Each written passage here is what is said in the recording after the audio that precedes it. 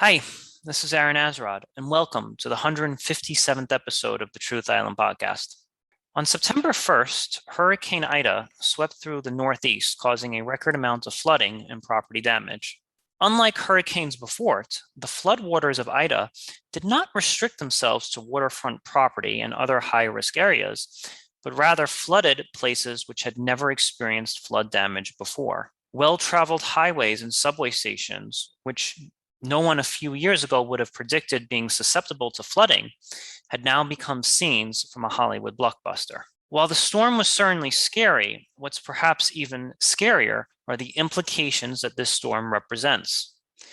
Anyone with a sound mind can now see that climate change is real and is not restricting itself to beachfront properties in Florida. However, in the weeks and months ahead, an even greater danger than climate change looms in the background, and that is the danger of human apathy. While natural disasters have a miraculous way of bringing together the human species, there is a huge possibility that once the news cycle changes, people will begin slinking back into their old selves and going about business as usual. The ability of humans to turn a blind eye to impending danger is actually quite remarkable and almost begs the question of whether or not we as a species even care anymore whether or not we continue. The time for reasonable deniability has long since passed, and one need not decipher complicated scientific journal articles or watch documentaries to understand the impending danger, but rather simply gaze at the numerous videos of flooding that have been uploaded to websites such as TikTok.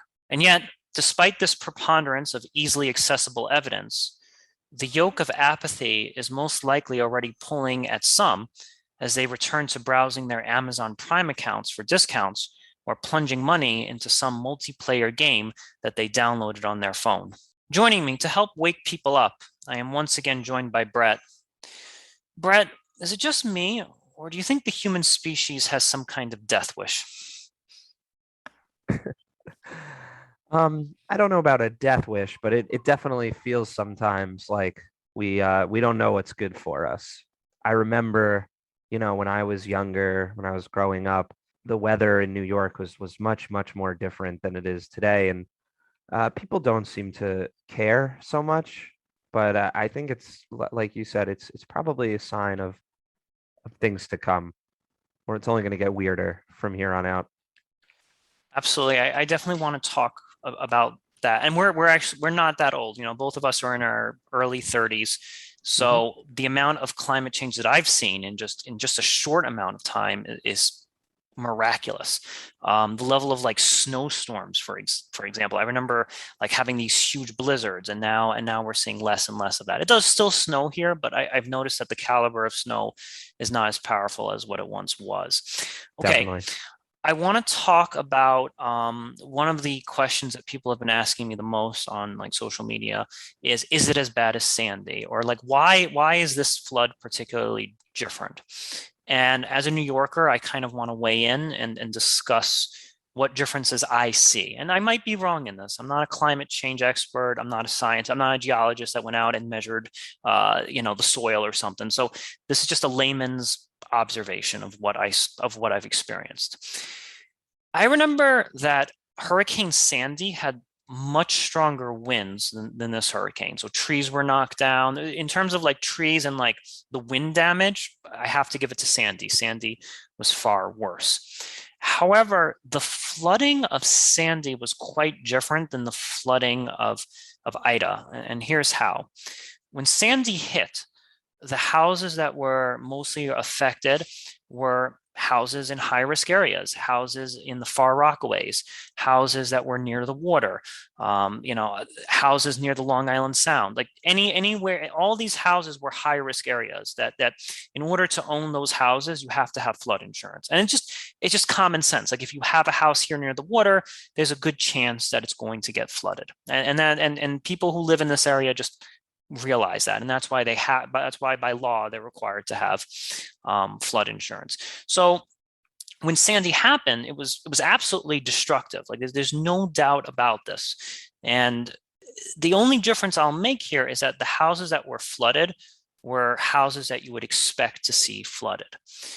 The difference with Ida is in the videos that I saw is the places that were actually flooded. So I saw a lot of flooding in weird spots that you would never have imagined. I saw flooding in areas of like Rego Park. I saw flooding near Grand Avenue. I'm sorry, I'm a native New Yorker, so forgive me for those who aren't familiar with the city. But these are areas that are pretty inland, right? They're not near the water per se.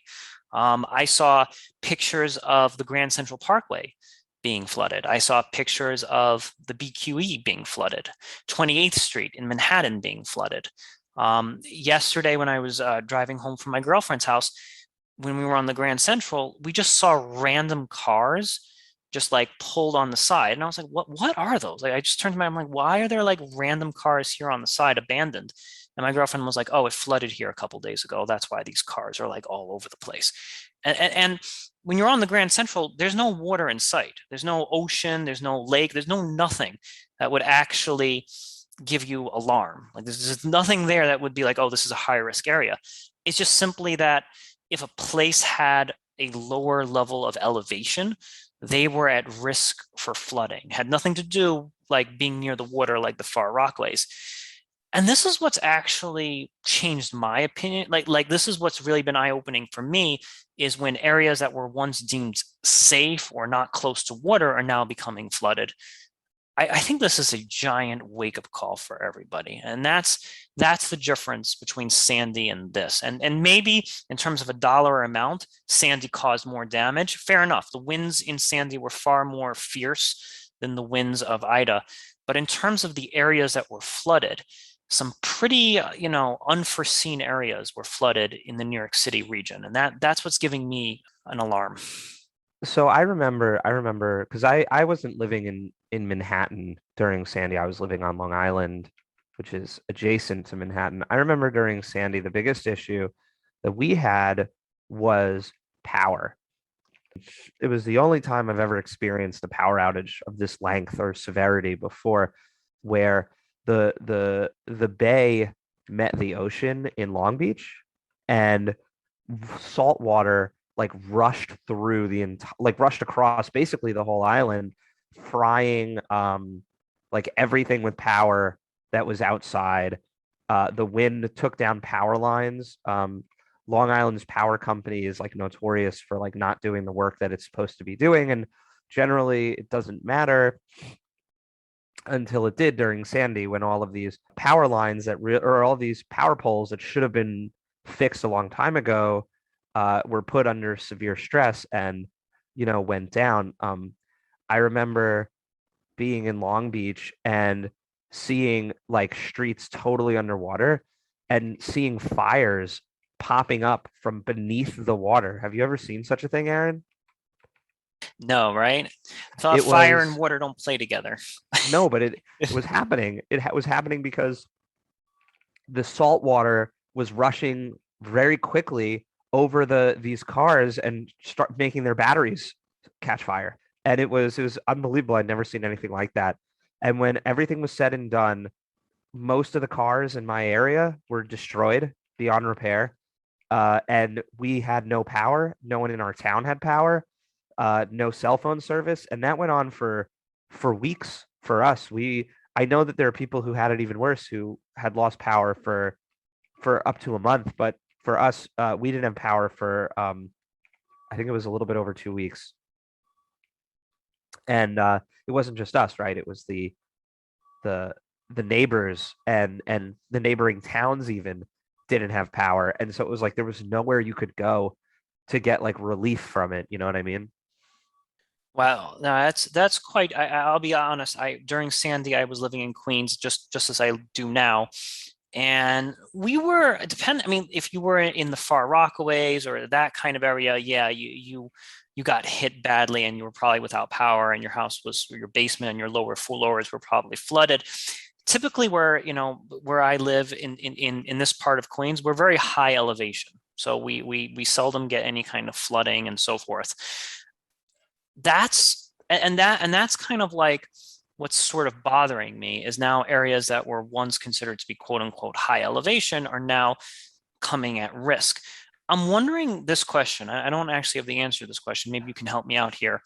Do you think that the reason that power didn't go out during Ida as much as during Sandy is as a result of Sandy, we took better preparation, like we just kind of rebuilt. Like I know the houses in the Far Rockaways, for example, were raised like 11 feet or something above the ground so that if a flood of that magnitude happened again, those houses would be safe. So do you think maybe the only reason that Long Island was saved this time around is because they had learned the lessons of Sandy and sort of built the power structure, built houses above the flood level? I wouldn't say the only reason, but definitely that plays a large role. You're right, because like it's not even that they learned their lesson. It's just like Sandy, if there's a forest and then there's a storm, the weak trees get knocked down. Then the next storm comes and less trees get knocked down because all the weak trees already went over.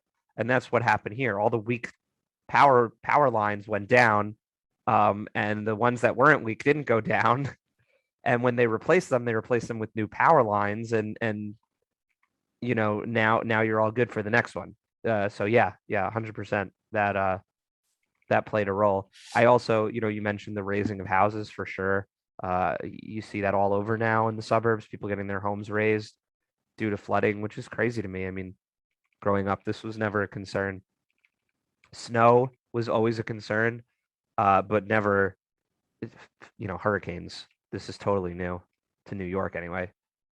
So when people say that like, oh, Sandy was worse and so forth, I wanna kind of run this hypothetical with you. Let's just imagine for a second that Sandy never happened. Okay, we're living in an alternate timeline. Sandy never happens, and then Hurricane Ida hits.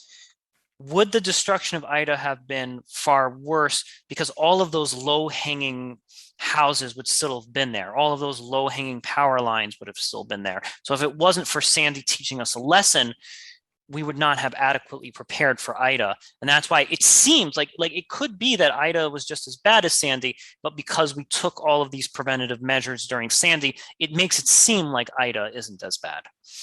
Definitely.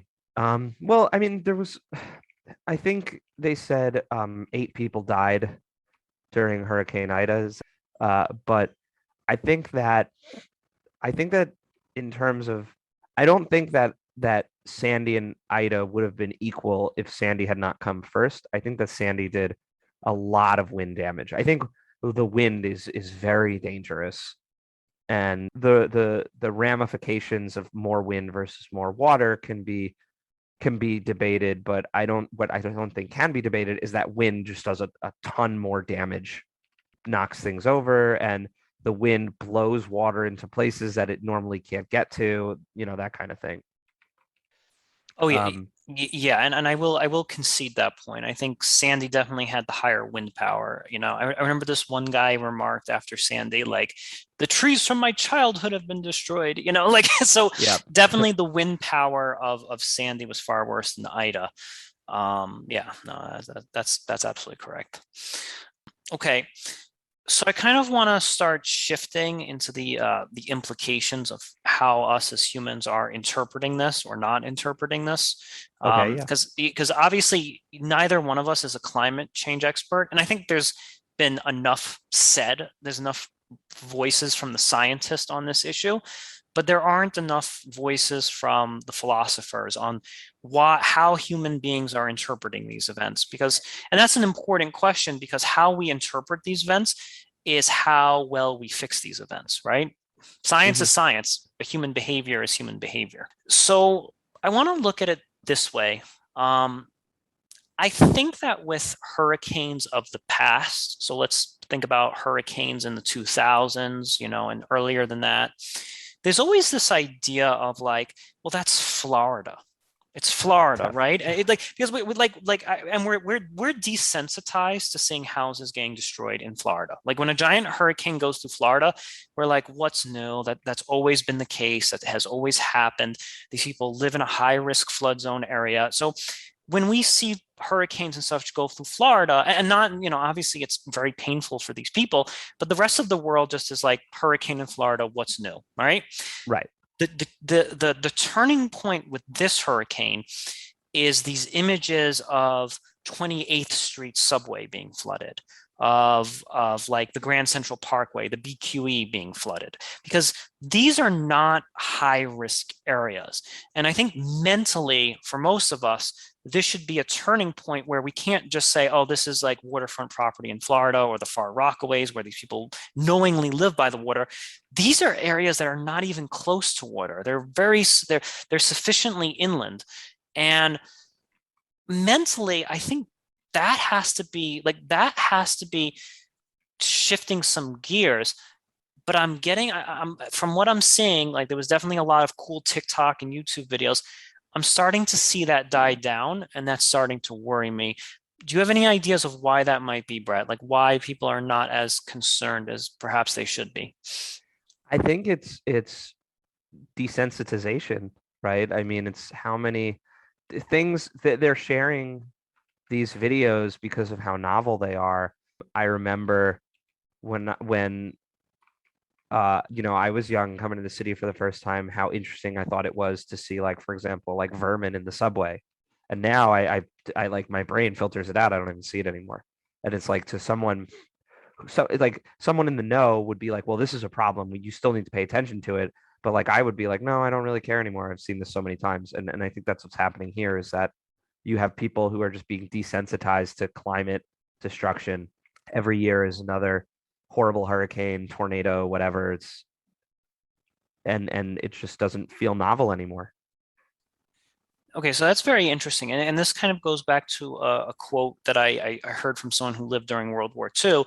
And that is like the first dead body you see scares the shit out of you. But then after that, it just becomes commonplace. Like you just get used to seeing dead bodies after a while because it becomes the new norm. My concern is that since these areas are being flooded that were typically once, that were typically thought of as being safe, isn't there enough novelty with that it should still be kind of like jumping around in our conscious a little bit more? Because like I said, I could understand being desensitized to Florida damage just because we've seen so much of that. You don't think there's enough novelty with this particular instance of like seeing like the Q60 bus being flooded? Like there's not enough novelty or nuance with that. That's like, oh, this is something a little bit different. This isn't like the typical areas that get flooded. That's kind of where I'm a little perplexed. That I think that the areas that were flooded are a bit different than what was flooded before. And also for people who are listening from Philadelphia, areas in Philadelphia were also flooded that had never been flooded before as well. So I think we kind of share something in common with the city of Philadelphia as well. Aaron, I think that a lot of it is like younger kids today, not just younger kids, honestly, like everyone has a shorter attention span. And so it's like things move fast in the age of the internet in terms of like what's interesting and what's not interesting. And I think that even if there are real things that people should be focusing on now, I wonder if like the kids on TikTok, to use your example, are the ones that we really need to be like zeroed in on the problem, or if there are maybe other people who should be paying attention instead.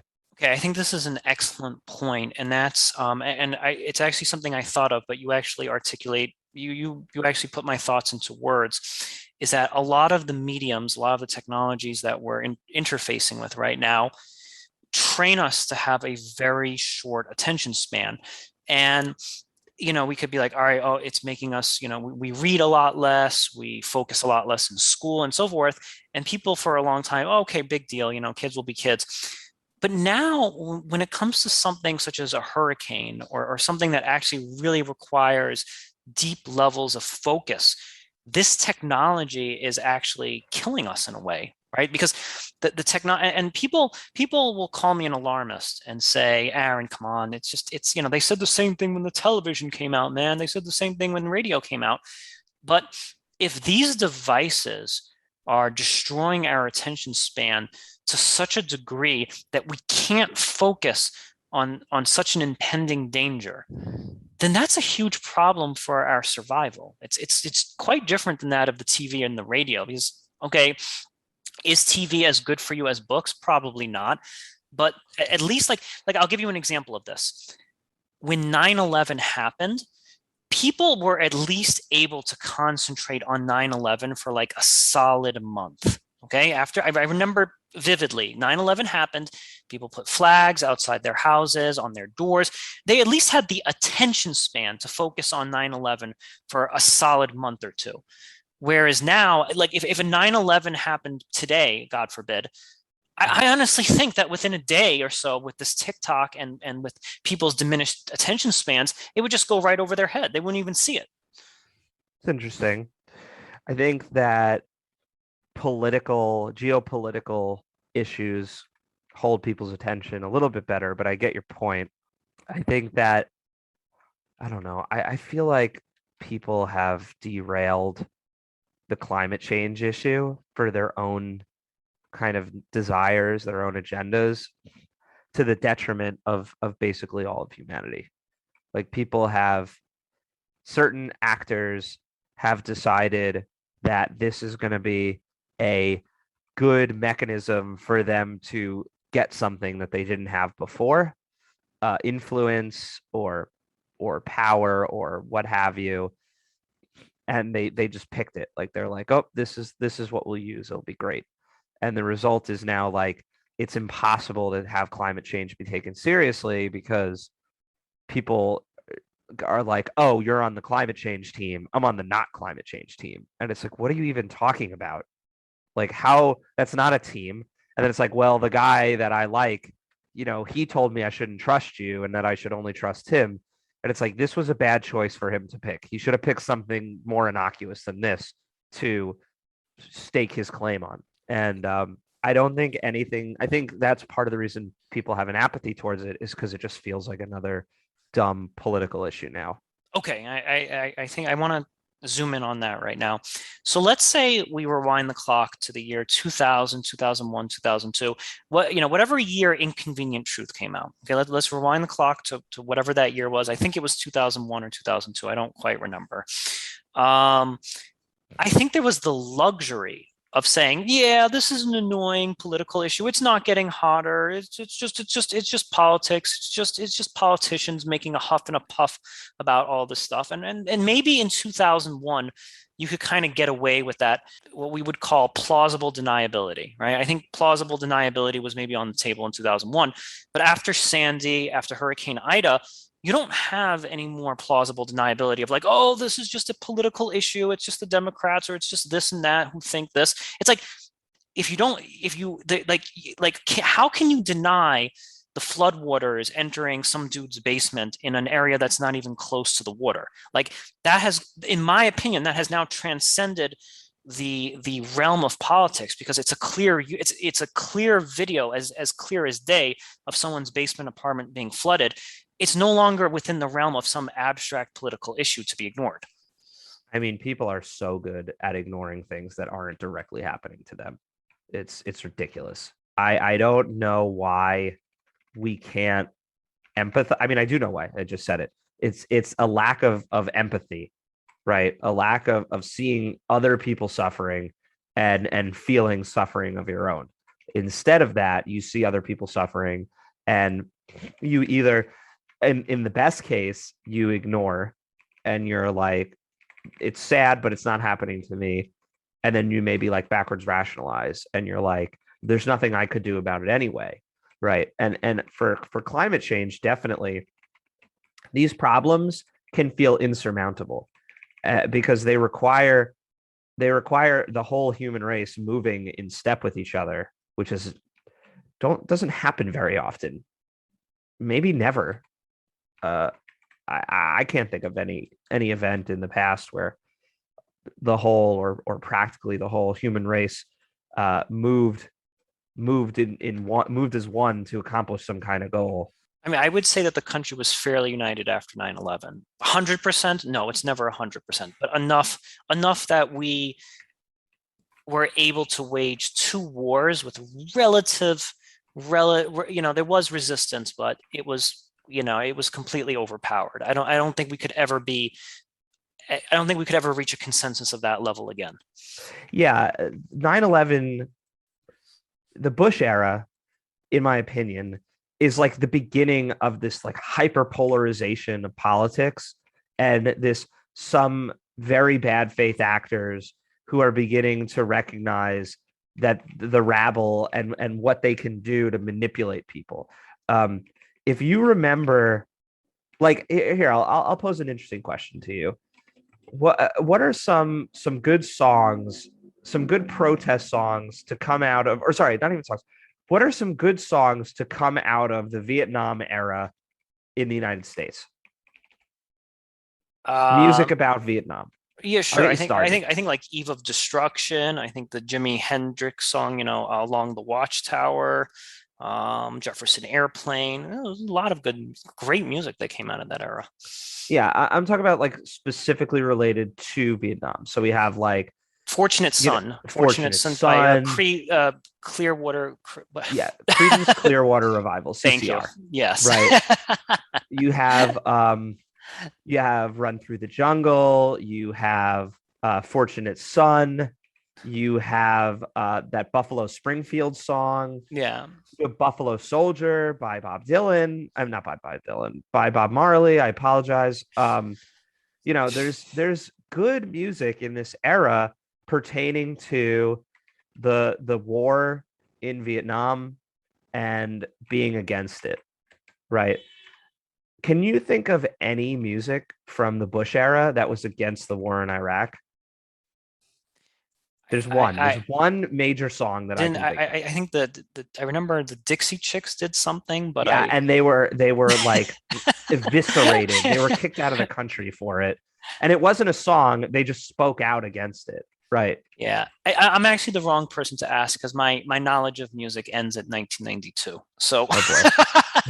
I'm definitely the wrong person to ask about musical questions. So you have like American Idiot by Green Day, that album, and that's basically it.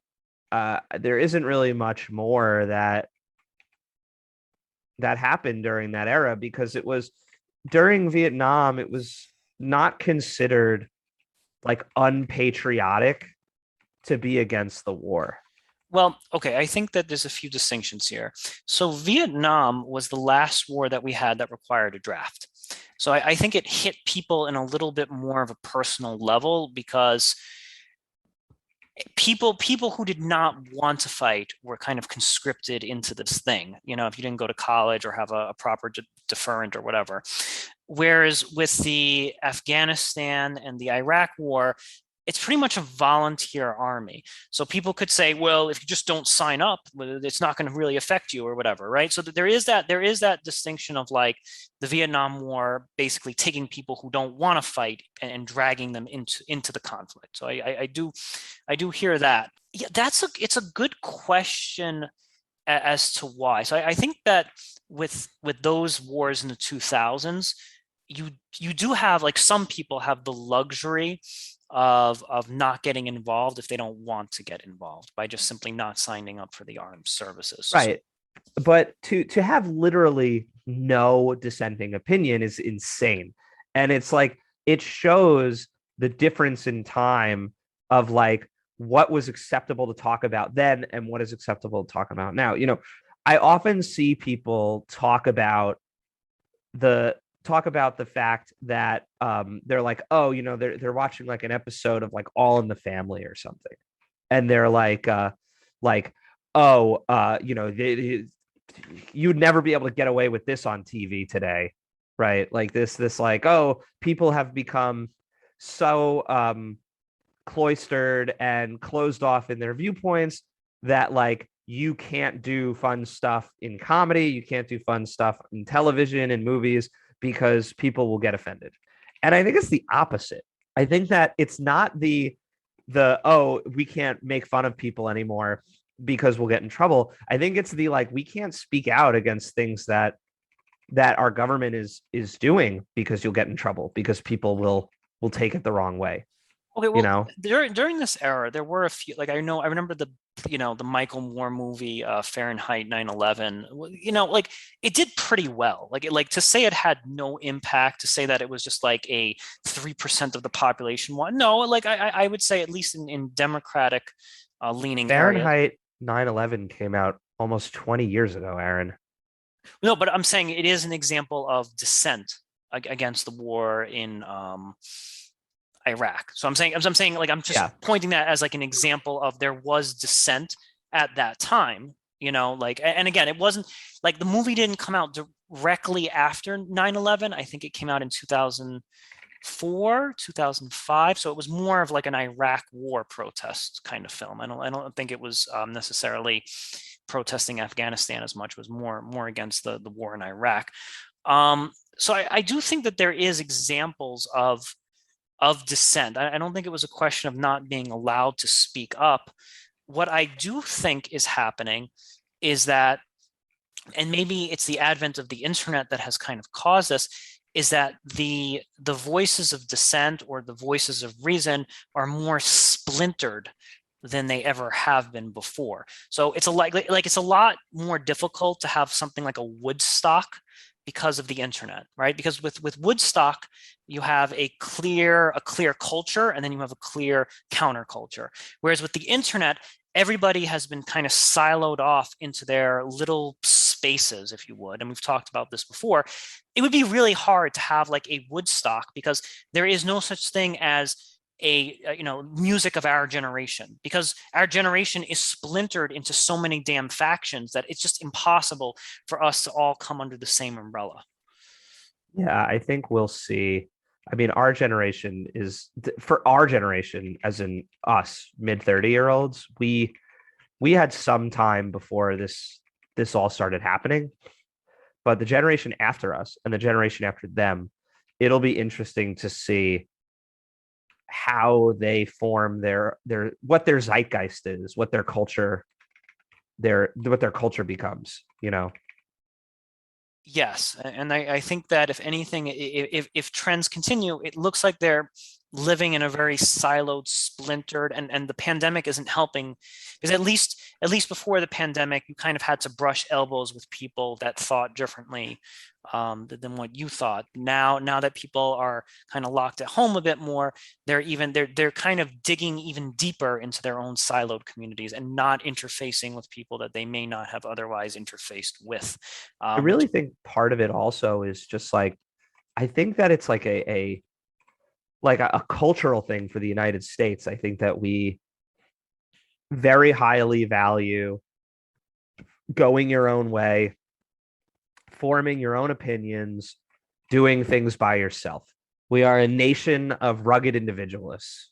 And that it's been that way since the founding of our country. I don't see it changing anytime soon. And I think when you look at our reactions throughout history to various problems that required everyone working together, it's not often that it happens. Like World War II, yes, everyone was joined in voice in fighting off the Nazis. But that was like a massive propaganda campaign to get us there. Same thing with the communists. And I'm not speaking on the value of American effort in World War II or even like which ideological side was best, because obviously it wasn't the Nazis. That's not the point I'm making. I'm just simply making that it required a large amount of effort by our government to even get people to work together like that, right? And and yeah, and it just we haven't seen anything like that in decades. And I think that I don't see that happening for climate change, especially here, especially where we are, okay, where let's everyone is like, I'm taking care of myself. If you're having problems, well, that sounds more like a you issue, buddy. I can't get involved in that right now. okay. I want to think of it this way. So I agree with you. It's very easy. So if you had a house that wasn't flooded, it's really easy to be like, well, it didn't affect me. That's on you, buddy, right? And I get that. Let's zoom into a place such as Texas. Okay, do you remember a few months ago, or maybe half a year ago, they had like some kind of snow, and there was a cold a cold Yeah, I front, basically. remember. Yeah, okay, and they were without power. So this is an example of where people were directly affected by this. The people in Texas were without power, and then the temperature went to frigid level temperatures, and their housing doesn't have the same level of insulation that a New York City apartment does for the winter, right? So their houses are Right. very thin walls. There's no insulation in those walls, and these people were freezing their behinds off. So this is an example of where climate change affected a group of people directly, and yet they still don't feel like it's a big deal. And it's like we can't even use the excuse of like, oh well, not, it didn't happen in my backyard, therefore I don't care. It's like it did happen in your backyard, and yet you're still just kind of like glossing over it. So explain that one. Explain how some people could be affected by something and still just mentally gloss over it. So what happened there is something called psychological inoculation, right? Or inoculation theory. And what that says is that an attitude, it's what that postulates is that an attitude or belief can be protected against persuasion in the same way that a body can be protected against a disease or something, by introducing little bits of the argument and then attacking them, and then kind of like building up someone's mental defenses such that when the actual argument comes, it's not as effective. So inoculation theory, I think that these Texans and a lot of peoples are fed little bits of basically fake news, a little bit of like, like a little bit like they're like, oh, the scientists today are talking about global warming, but it's colder than it's ever been. And then the person digests that little bit of information, they get a pat on the head, and they're good to go. And you do that like little bit. So you keep giving weak arguments, strong counter arguments, and over time you can train people to be highly resistant to changing their minds about certain things. Now, I like this theory, but that's one hell of an inoculation there. Because let's think about this. Suppose you're a Texan, right, and you're living in the heart of this giant ice storm or whatever it was, right? And Mhm. you may know somebody who died. The same thing with COVID. It's like someone who's died of COVID, but you've been like the propaganda is so strong that you've been like inoculated again, like you've been so basically it's an inoculation against reality. Like you could physically get to a point where people are dying around you, people are dying around you, but you've been inoculated against actually seeing reality. Man, Yeah. that's a tough pill to swallow. I mean, like are we that weak as human beings? Like I know propaganda is strong, but imagine you're a person and then your sibling dies, your uncle dies or something. That's one hell of an inoculation where you don't even see that as reality anymore. I read an article about a doctor in Alabama who was talking about treating COVID, and she said that the number one request that she got from her dying COVID patients was to be vaccinated. They begged her, right? And all she could say was, "I'm sorry, but it's too late." And it's like they were inoculated against information. They had family members getting sick, and they don't care. And then she would go to their next of kin and tell them they died of COVID, and they still wouldn't get the vaccine because they still don't trust it. That's how deep this can run. Okay, so I think that the distinction is when an event happens, right? There's always something called muddied waters. Okay, you have an event that happens, and then you have a grace period of like misinformation, and then you have a period of muddied waters where people are hearing different things, and and it's like a deer in headlights. Like there is that grace period of like, is this right? Is this the wrong thing to do?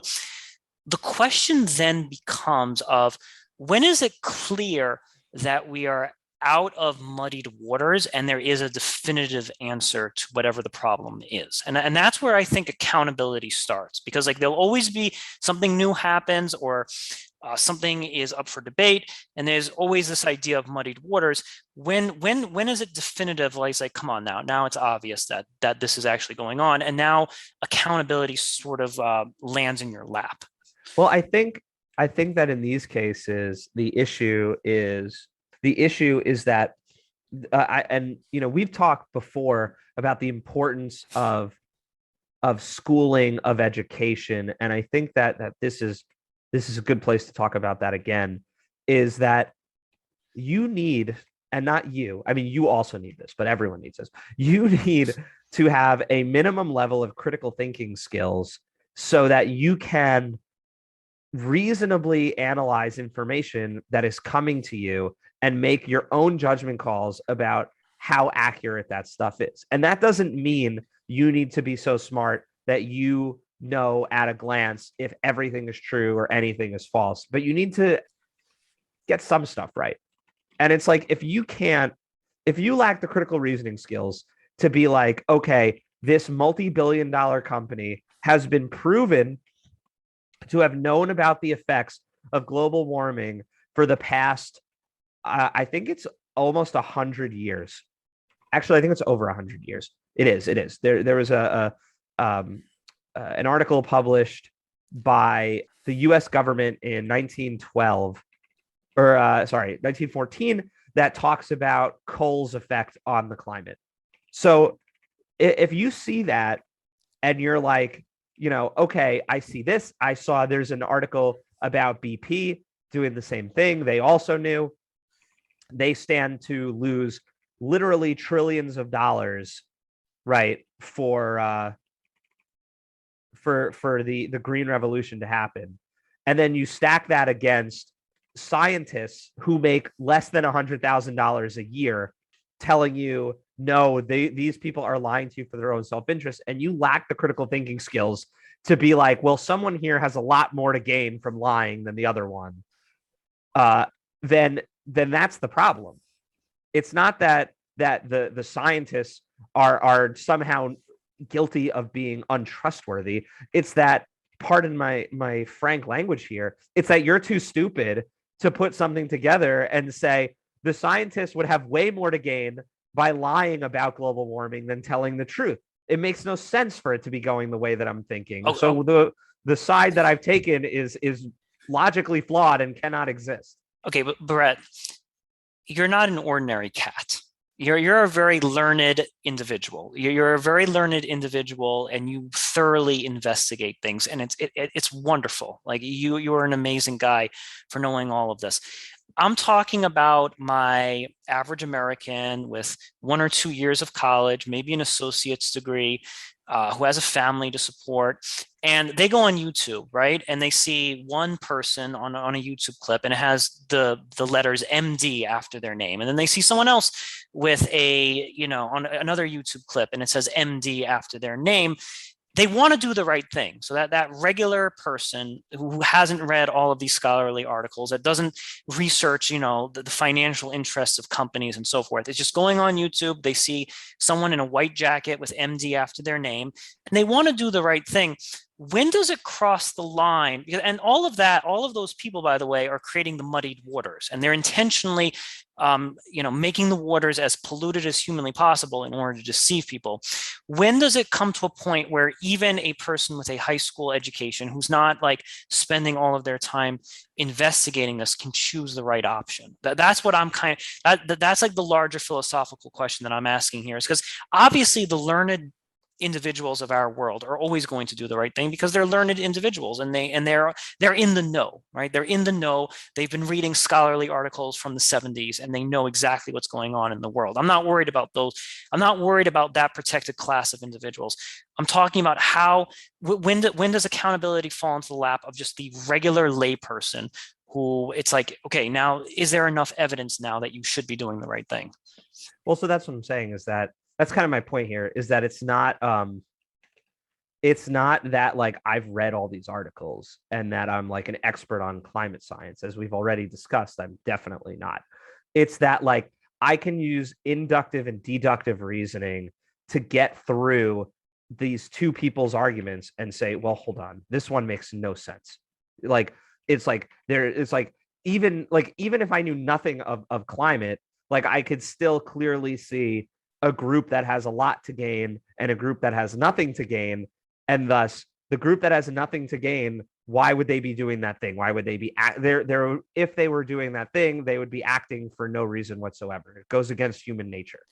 Right. Okay, but cynicism though is a form of, like, you have to have some intelligence to have cynicism, because most people are very bad at spotting lies, and most people don't ask the question of, like, well, what's in it for you? Like, I'm going to be honest with you, just most people are, they have a decent heart, and like when they hear information, they don't ask that critical question of, like, why are you letting me know that? Like, why is it in your interest to give me this information? So most people come across information and they just digest that information as being like, oh, well, this person's just trying to help me out and give me a leg up in this world, right? Like, you would need to have like you would have to have some intellectual callus developed within you that makes you kind of question all of these different motives, right? I'm going to be honest, I don't know if that's a skill that most people have achieved, or most people can achieve.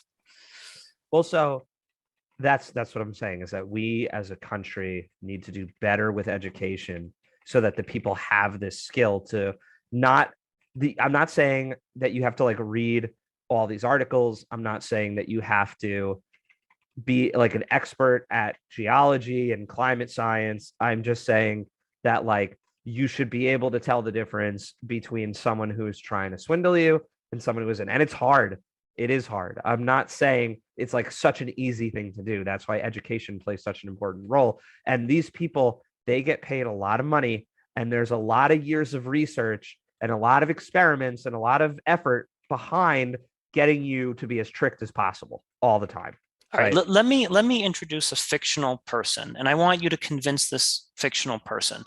Let's say we have Jack, who has a high school diploma, and his basement apartment just got flooded as a result of Hurricane Ida, and he just lost his sister who died of COVID.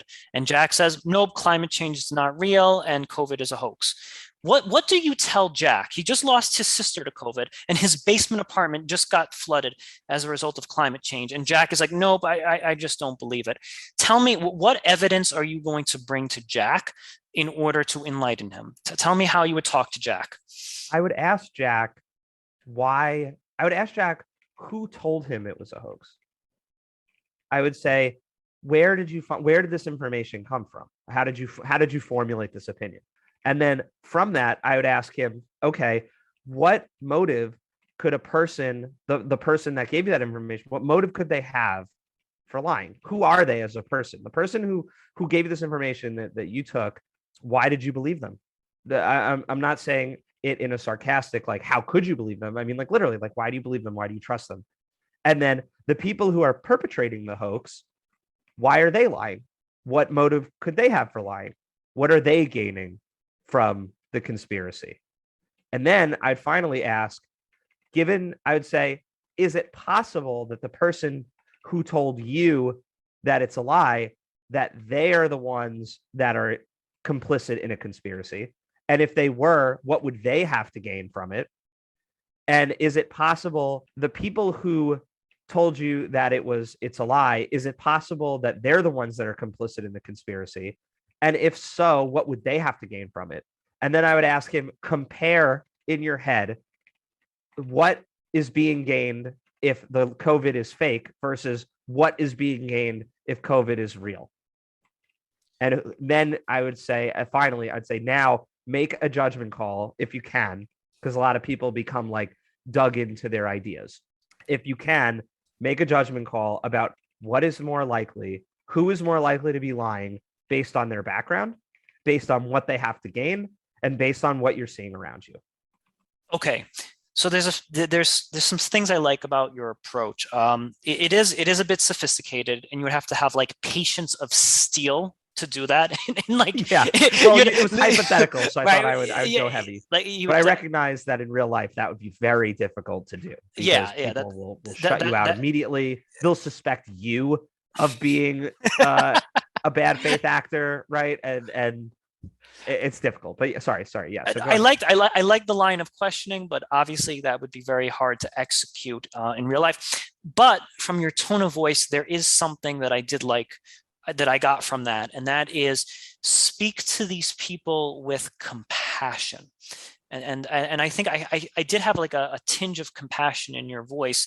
whether you realized or didn't. Because I think what happens is that there's this tendency on like places like Reddit, for example, to just be like, you're a freaking dumbass. How could you not like there's this like really hard, like this heavy-handed approach of just like calling these people dumb, you're morons, you're low IQ chimps on the way of extinction. And Reddit is like the epitome of nastiness, right?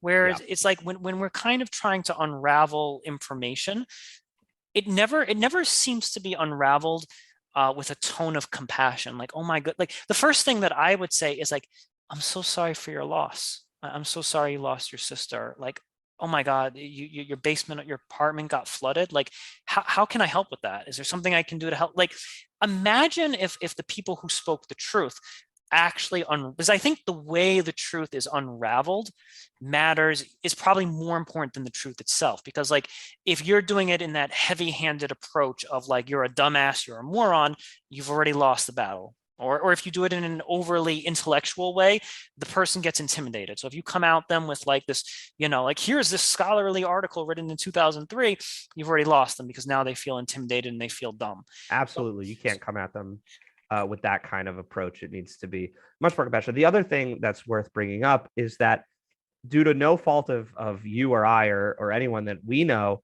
the world has become more insular. Google, Facebook, Twitter are a lot of places where people get their news from these days, for better or for worse. And I'm not here to debate if it's good or not.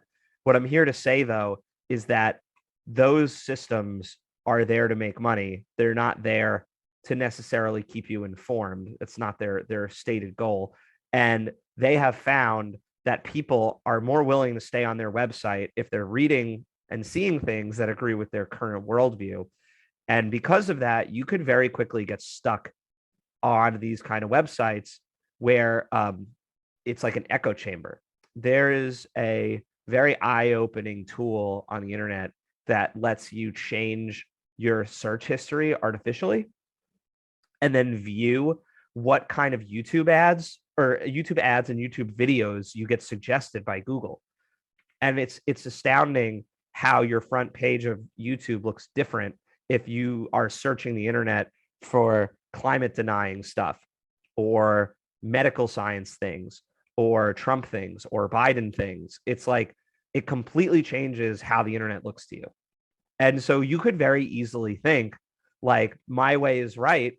And this is a way that people have thought for centuries, is that you could very easily fall into the trap of thinking my way is right because everyone agrees with me, when that's not the case. It's just your world has been curated for you. Right. Okay. Last thing I want to talk about, because I know that we're reaching you have to go soon.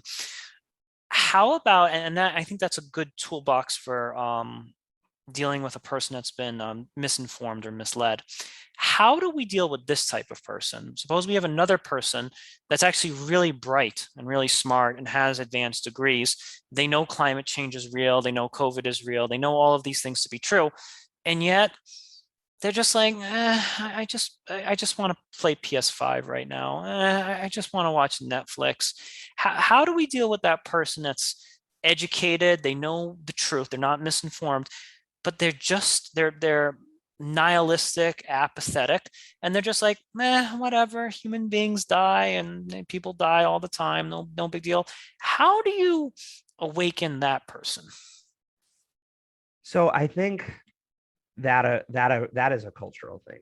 I think that I always think of other more authoritarian countries, and they don't have this problem as much with the people not caring because they have to care. Like they'll get sent to the gulag otherwise.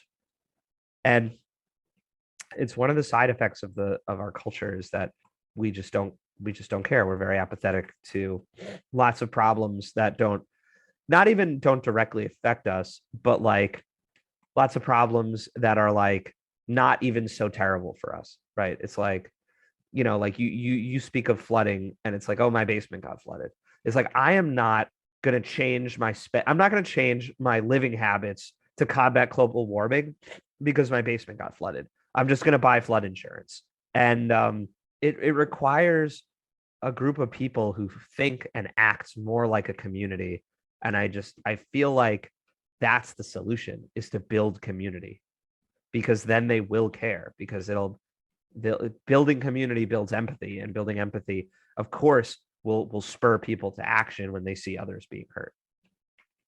I actually think the first half of what you said is very true, in that the consequences for inaction are not dire enough. And I like what you said, that like, oh, my basement apartment got flooded, no big deal. Or, oh, a few people die of COVID, but it's not, no big deal. So let's just say, for example, that let's up the ante a little bit.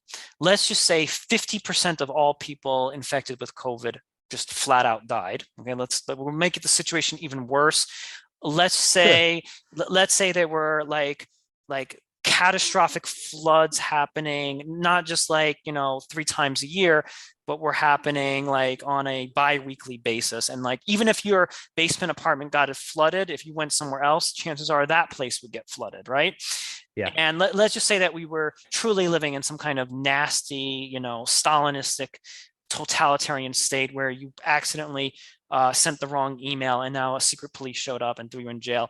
Do you think that people would be less apathetic if the stakes of survival were higher? Like it took more to live. Okay. Definitely. Yeah, of course.